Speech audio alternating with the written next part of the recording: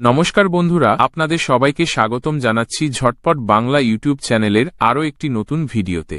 লক্ষ্মীর ভান্ডার প্রকল্পে এখন বোনাস মিলবে। লক্ষ্মীর ভান্ডার প্রকল্প নিয়ে নতুন আপডেটে এই নিয়ে বিস্তারিত আলোচনা করব এই ভিডিওতে, তাই ভিডিওটি সবাই শেষ পর্যন্ত দেখবেন এবং চ্যানেলে যারা নতুন আসছেন অবশ্যই চ্যানেলটি সাবস্ক্রাইব করে পাশে থাকা বেল আইকনটি দাবিয়ে অল অপশনে ক্লিক করে দেবেন, কারণ আমার চ্যানেলে যখন নতুন আপডেট আসবে সবার প্রথম নোটিফিকেশন আপনার কাছে চলে যাবে।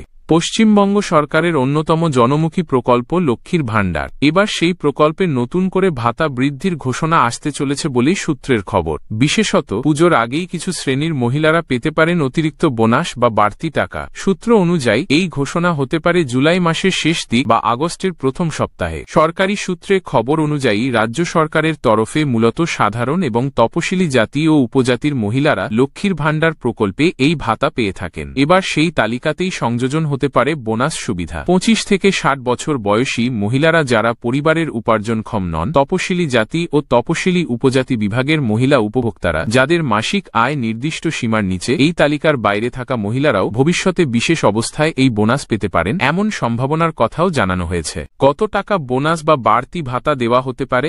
রাজ্য সরকার এখনো পর্যন্ত আনুষ্ঠানিক ঘোষণা না করলেও কয়েকটি নির্ভরযোগ্য সূত্র থেকে জানা যাচ্ছে পুজোর আগে এককালীন 1000 বোনাস ভাতা দেওয়া হতে পারে। এই টাকা সরাসরি ব্যাংক অ্যাকাউন্টে পাঠানো হবে। লক্ষ্মীর ভান্ডার ভাতা কবে বাড়বে? বর্তমানে লক্ষ্মীর ভান্ডারে তপশিলি জাতি ও উপজাতির মহিলারা 1200 টাকা এবং সাধারণ শ্রেণীর মহিলারা 1000 টাকা মাসে পান। এবার সেই মাসিক ভাতাও 200 থেকে 300 টাকা পর্যন্ত বাড়ানোর প্রস্তাব নিয়ে ভাবনাচিন্তা চলছে, কিন্তু সরকারের তরফে এখনো কিছু এই নিয়ে সিদ্ধান্ত নেওয়া হয়নি। আর সকল খবর ভুয়ো হতে পারে, সেই জন্য মা বোনেদের কাছে অনুরোধ যে এই রকম খবরে কান দেবেন না, আর পারলে সঠিক তথ্য যাচাই করে নিন। লক্ষ্মীর ভান্ডার প্রকল্প বহু মহিলার জীবনে আর্থিক স্থিতি এনে দিয়েছে। এবার পুজোর আগে যদি বোনাস ভাতা ও মাসিক ভাতা বৃদ্ধি বাস্তবে রূপ নেয়, তবে সেটা রাজ্যের লাখ লাখ মহিলার জন্য হবে এক বড় উৎসবের উপহার। কিন্তু এই জন্য আরও কিছুদিন অপেক্ষা করতে হবে সকলকে। এবারে দেখার অপেক্ষা যে আগামী দিনে এই নিয়ে কি সিদ্ধান্ত নেওয়া হয়। বন্ধুরা, আজকের ভিডিওটি